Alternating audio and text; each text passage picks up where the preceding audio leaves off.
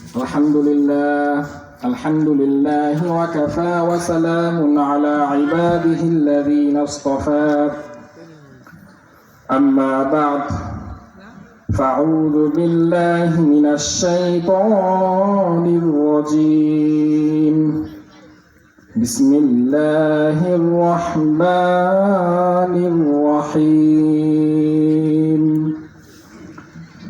وعباد الرحمن الذين يمشون على الأرض هونا وإذا خاطبهم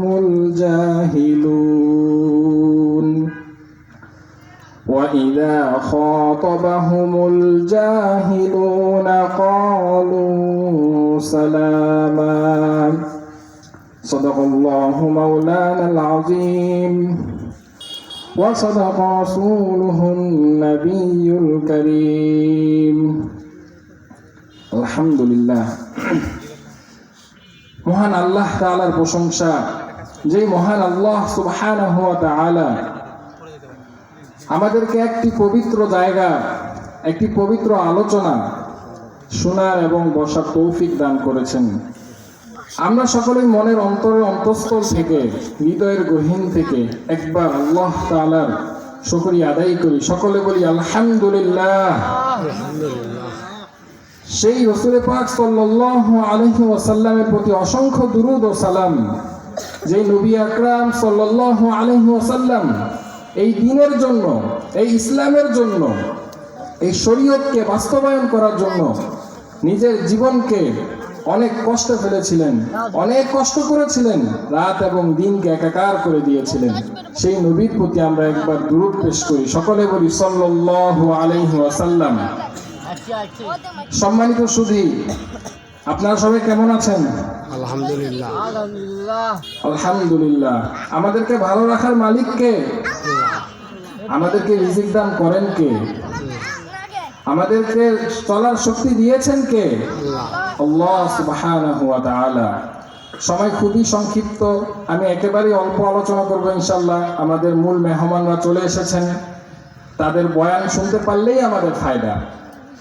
মাগরিবের পর যিনারা আলোচনা করেছেন, আমি ওনাদের আলোচনা শুনেছি, আলহামদুলিল্লাহ। আলোচনাগুলো অনেক সুন্দর ছিল, পুরাপুরি ইসলামের আলোকে আলোচনাগুলো ছিল। সেই আলোচনাগুলো যদি আমরা মেনে চলতে পারি, আমাদের দুনিয়া আখিরাত উভয় জাহানে করলাম।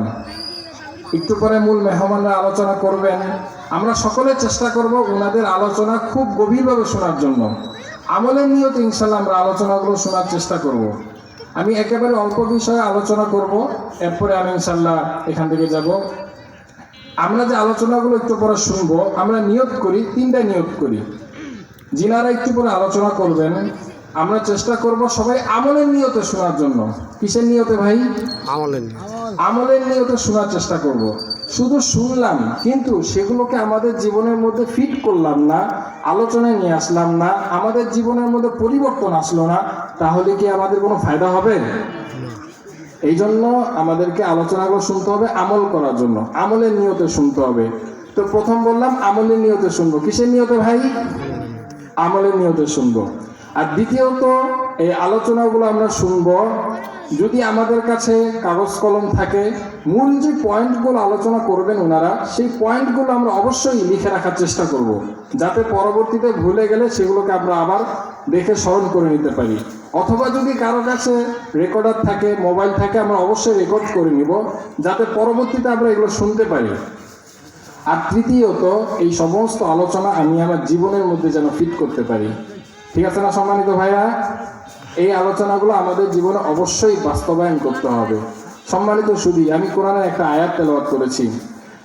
আল্লাহ রাব্বুল আলামিন বলেন, রহমানের বান্দা তো তারাই যারা এই জমিনের বুকে চলাফেরা করে একমাত্র অহংকারের জন্য নয়, বরং নিজেকে বিনয়ের সাথে চলাফেরা করে, নিজেকে সোপর্দ করে দেয় একমাত্র আল্লাহ তাআলার সামনে, খুব ছোট হয়ে চলে, তার ভিতরে কোনো অহংকার থাকে না। এরকম বান্দা আমরা হইতে চাই কি চাই না? এমন বান্দা আমাকে হইতে হবে যাতে মানুষ আমাকে দেখে সবাই কি বলে? ভালো বলে, বলে যে একজন আদর্শ মানুষ সে। এই জন্য কবি বলেছিলেন যে এমন জীবন করিও গঠন, হাসিবে তুমি কাঁদিবে ভুবন। তো আমাকে এমন একটা জীবন গঠন করতে হবে যেই জীবন দেখলে মানুষ তার নিজের জীবনকে পরিবর্তন করে ফেলে। এই জন্য সম্মানিত সুধী, আমাদের চলাফেরা যাতে খুব সাদা সিধা হয়, আমাদের চলাফেরার মধ্যে যাতে অহংকার প্রকাশ না পায়। আমরা 5 ওয়াক্ত নামাজকে খুব গুরুত্বের সাথে আদায় করার চেষ্টা করব। আমরা কোরআন তেলাওয়াত করার চেষ্টা করব। এই যে কোরআন আমাদের বাড়িতে সানসেটের উপর যে থাকে, বছরের পর বছর যায়, কোরআনকে নামানোর সুযোগ হয় না।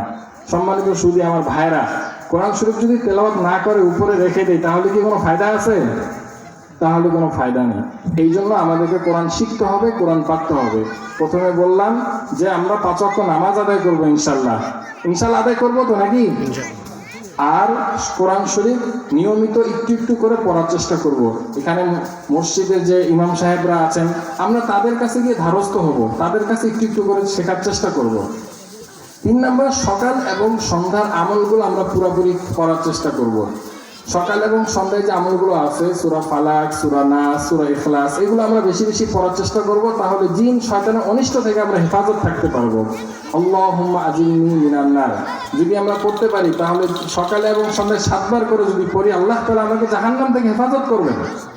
5 ওয়াক্ত নামাজের পরে আমি আয়াতুল কুরসি পড়ব, আল্লাহু লা ইলাহা ইল্লা হুয়াল হাইয়ুল কাইয়্যুম। আয়াতুল কুরসি পড়লে কি ফায়দা? মান ক্বারাআ আয়াতুল কুরসি দুবুরা কুল্লি সালাতিন মাকতুবা লাম ইয়ামনাহু মিন দুখুলিল জান্নাহ ইল্লা আল মাউত। যে নামাজের প্রতি 5 ওয়াক্ত নামাজের পরে যদি কেউ আয়াতুল কুরসি পড়ে, তাহলে তার জান্নাতে যাওয়ার পথে শুধু একটা মৃত্যুটাই বাধা, লোকটা মরলেই জান্নাত। এই জন্য 5 ওয়াক্ত নামাজের পরে আমরা কি করব? আয়াতুল কুরসি ইনশাআল্লাহ পড়ার চেষ্টা করব। ফজরের পরে আমরা সূরা ইয়াসিন পড়ার চেষ্টা করি। মান ক্বারাআ সূরাতা ইয়াসিন ফি সুদুরিন নাহার কুদিয়াত হাওয়াইজুহু। যদি দিনের শুরুতে কেউ সূরা ইয়াসিন তেলাওয়াত করে, তাহলে সারা দিনের সমস্ত জরুরতকে আল্লাহ তাআলা মিটায় দেন তার। এই জন্য সম্মানিত সুধী, আলোচনা দীর্ঘ করার সময় নেই।